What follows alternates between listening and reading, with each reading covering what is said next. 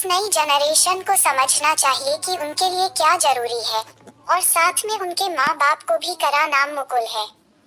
और मैं उत्तर प्रदेश के एक बहुत छोटे से जिले में रहता हूँ। ये मेरे पापा यहाँ पर सरकारी अधिकार चिकित्सा विभाग में थे, जिस वजह से समाज में उनकी बहुत अच्छी पहुँच थी। मैं अपने माँ बाप का इकलौता लड़का हूँ, जिसकी वजह से उनके प्रति लगाव काफी ज्यादा है। मुझे यदि पहले कभी कहीं बाहर जाना होता तो दिन भर तो ठीक, लेकिन रात होती ही घर की याद सताने लगती। पापा अच्छी पोस्ट पर थे, जिस वजह से उनके जान पहचान और मित्र भी अच्छी पोस्ट पर थे। सभी के बच्चे पढ़ने लिखने बाहर चले गए, पर मैं यही अपने शहर के लोकल कॉलेज से पढ़ाई की वजह ये था कि मैं कभी ज्यादा दूर नहीं था अपने माँ बाप से, जिसके लिए पापा को उनके दोस्त बोला करते, तुम्हारा लड़का होशियार है, क्यों उसे इस छोटे शहर में रखे हो। वहाँ पापा के दोस्त उन्हें बोलते और उनका बोला हुआ पापा मुझ पर उतरते। मैंने बोला कि अकेले नहीं रह सकता हूँ, तो उन्होंने बोला जिंदगी भर मैं खिलाने के लिए नहीं रहूंगा। पहली बार उनकी बात मुझे बुरी लगी, क्योंकि उसमें एक कड़वी सच्चाई थी। मैंने पढ़ाई चालू रखी और जीन्स का बिजनेस शुरू किया, जिसमें मैं दिल्ली के बाजार से जीन्स लाता और लोकल बाजार में सप्लाई करता।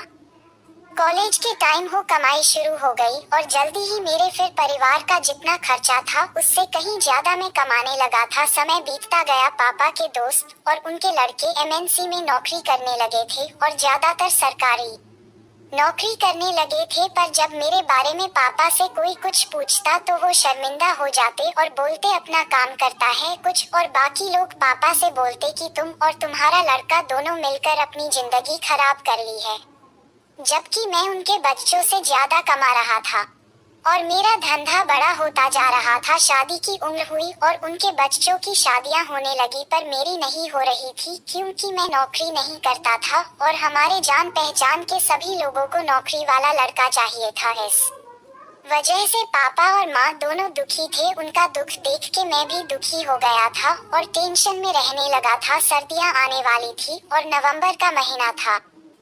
पापा और उनके जितने दोस्त थे, वो जिसमें 10 परिवार थे, यानी 20 पति पत्नी, सभी बुजुर्ग थे। इन लोगों ने प्लान बनाया कि काशी विश्वनाथ कॉरिडोर नया बना है, घूम कर आते हैं। सब तैयार थे और एक बड़ी बस की गई। सब अपने अपने साधन से बस स्टैंड पहुंचे। मैं भी माँ पापा को लेके पहुंचा। वहां जाते ही लोगों ने ताना देना शुरू किया कि अरे कब तक बूढ़े माँ बाप को परेशान करोगे, कुछ अच्छा करो, शादी वादी करो। पर मैंने कुछ बोला नहीं और हंसी में सबकी बात टाल दी। पर गौर करने वाली बात ये थी कि वहाँ पर मैं अकेला ऐसा था जो अपने माँ बाप को छोड़ने आया था। तभी बस जाने का समय होता और मैं कार मोड़कर घर जाता हूँ। 15 मिनट ही हुए होते हैं, तभी मेरे पास पापा का फोन आता है और बोलते हैं बस का एक्सीडेंट हो गया। मैं गाड़ी मोड़ कर भागता हूँ और देखता हूँ चारों तरफ खून है। मेरी माँ के सर से खून बह रहा, पापा के हाथ की हड्डी टूटी है। मैंने तुरंत दोनों को गाड़ी में बैठाया और जो जैसे था उन्हें उसी हालत में छोड़कर अस्पताल भागा, क्योंकि मेरे लिए मेरे माँ बाप ज्यादा जरूरी थे। गाड़ी चलाते चलाते एम्बुलेंस को फोन किया, एम्बुलेंस आई और सबको उठाकर ले गई बारी बारी से।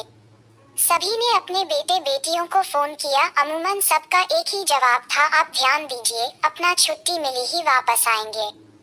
और फोन पर सुबह शाम हाल चाल लेते। कुछ का फोन मेरे पास भी आया जो 5 साल से कांटेक्ट में नहीं थे। बोला मेरे माँ बाप का ध्यान रखना। मैंने भी निर्लज की तरह जवाब दे दिया, भाई अपना धंधा है, छोड़ के ज्यादा टाइम नहीं दे पाऊंगा। आपके माता पिता है, जब आप अपनी नौकरी छोड़ के नहीं सकते तो मैं कैसे अपना धंधा छोड़ दूं। मैं रोज अस्पताल जाता और देखभाल करता। नतीजन 3 दिन में छुट्टी मिल गई। पापा के बाकी दोस्त 15 दिन अस्पताल में रहे, क्योंकि घर पर देखभाल करने वाला कोई नहीं था। उस दिन के बाद से पापा ने मुझे कभी नहीं बोला कि मुझे भी नौकरी करनी चाहिए और उसने दूर होना चाहिए। और उनके दोस्त भी अब समझ गए कि उनके द्वारा दी गई सलाह गलत थी। मुझे पता था मेरे ना होने पर मेरे माँ बाप का क्या हाल होगा। आज की जनरेशन हो 12 पास करते ही अपने माँ बाप से पीछा छुड़ाने लगती है। उन्हें ये समझना चाहिए हम इसनेंस है, भगवान ने हमें ऐसा बनाया कि हम परिवार में रहे। इस दुनिया में सिर्फ एक बार आए हैं, उसके बाद क्या होगा कोई नहीं जानता। क्या मेरे द्वारा लिया गया फैसला सही है? जवाब जरूर दीजिएगा। धन्यवाद। आपका शुभचिंतक Santosh Kumar Sonkar, my YouTube well विशर।